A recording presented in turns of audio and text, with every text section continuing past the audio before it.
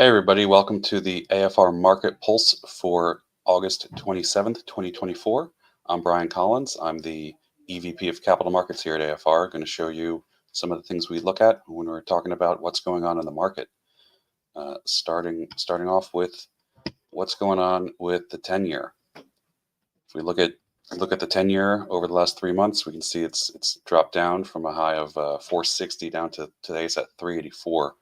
Over the last couple days, though, it's been up and down, and we can show you what that's doing to market prices and rates. As you know, as the 10-year increases, so do interest rates, and that means market prices are down. So that's why we're seeing a bit of red on the screen, actually some green as you go up in coupon.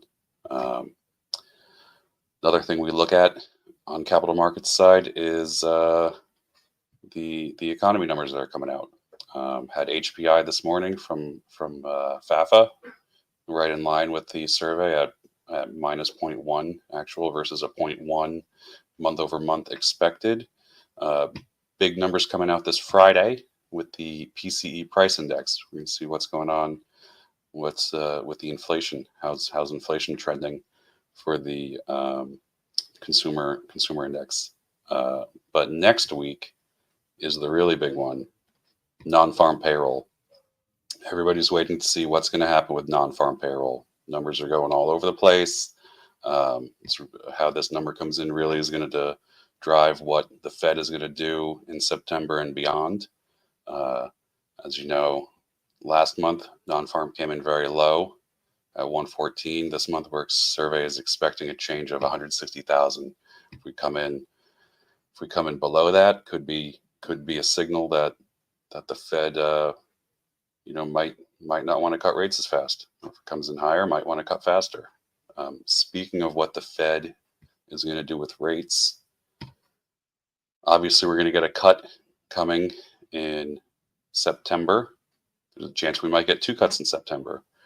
The consensus is we're going to get 4 cuts by the end of the year with only 3 meetings left. So we're definitely going to see a meeting that could possibly have 2 cuts in it.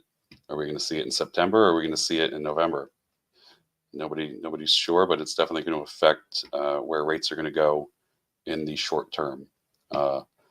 Longer term, you can see going into next year, consensus is where market's pricing in up to 9 cuts, which is going to stay, and they expect to stay at that level until around 2027.